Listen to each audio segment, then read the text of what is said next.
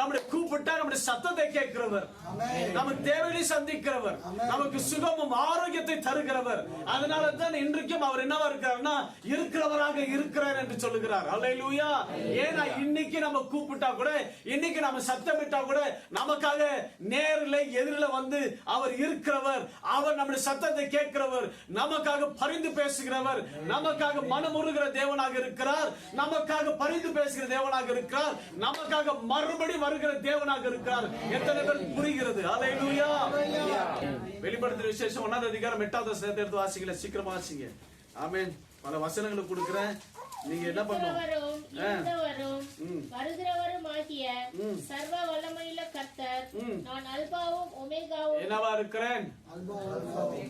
நான் வருகிற கர்த்தராக இருக்கு, நான் வருகிறவராக இருக்கிறேன். வರ್ತಮಾನ ಭೂತ ಭವಿಷ್ಯ ಕಾಲದಲ್ಲಿ இருபவனும் சர்வசக்தனும் ஆகியதேனே. அப்படின்னா எந்தெந்த காலத்தை குறிக்கிறாரு? இருந்தவர், நான் இருந்து கொண்டே இருக்கிறேன், நான் வரப்போகிற காலத்திலும் நான் இருக்கிறவனாக இருக்கிறேன் என்று சொல்லி தேவன் நம்ம இடத்துல பேசுகிறார். அல்லேலூயா.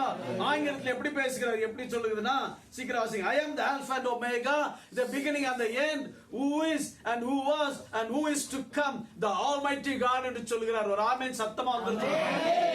இது போல வார்த்தைகள் யூதர் இடத்துல பேசியிருந்தா அவங்க உட்கார்ந்து இருந்திருக்க மாட்டாங்க, எந்திரிச்சு சொல்லிட்டு இருப்பாங்க.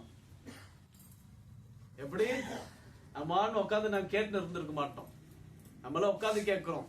இந்த வார்த்தை சொன்னாலே யூதர்கள் எந்திரிச்சு நில்லி ஆராதிப்பாங்களாம். அல்லேலூயா. ஏன் சொல்லுங்க பாப்போம். இந்த தேவன் எங்களுக்காக, எங்க ராஜா வரப்போகிறார் சொல்லி இன்ன வரைக்கும் அவங்க எதிர்பார்த்துட்டு இருக்காங்க, அந்த ராஜாக்காக எதிர்பார்த்துட்டு கொண்டு இருக்காங்க. அல்லேலூயா. உங்களுக்கு தெரியுமோ தெரியல தெரியாது, ஆனா தேவனுடைய ஆலயத்தை கட்ட ஆரம்பிச்சுட்டாங்க.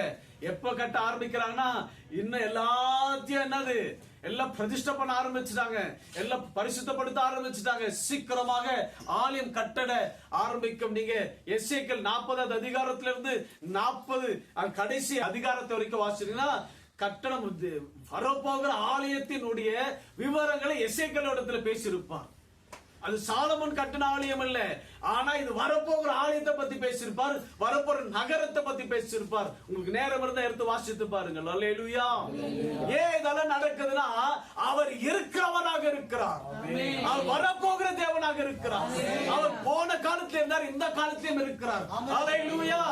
ஏன் அவர் இருக்கிறோம்னா நமக்காக தான், வேற யாருக்கும் இல்ல, வேற புற ஜாதிகளுக்கும் எந்த ஜாதிக்கும் இல்ல, எல்லா ஜாதியார் அவருக்கு சொந்தமான, எல்லா ஜனங்களும் அவருக்கு சொந்தமானவர்கள்.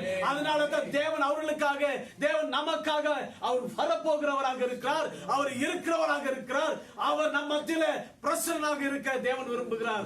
அவர் பேர் தான் அவர் இருக்கிறவராக இருக்கிறார். எத்தனை பேர் ஆமென் சொல்ல போறீங்க? அல்லேலூயா. கண்ணில்லாத பார்வை இல்லாதவன் ஒருத்தர் கூப்பிடுறான். என்ன கூப்பிடுறா தெரியுமா? தாவீதின் குமாரனேன்னு சொல்லி மௌனமா கூப்பிடுறான், சத்தமிட்டு கூப்பிடுறான், தாவீதின் குமாரனே.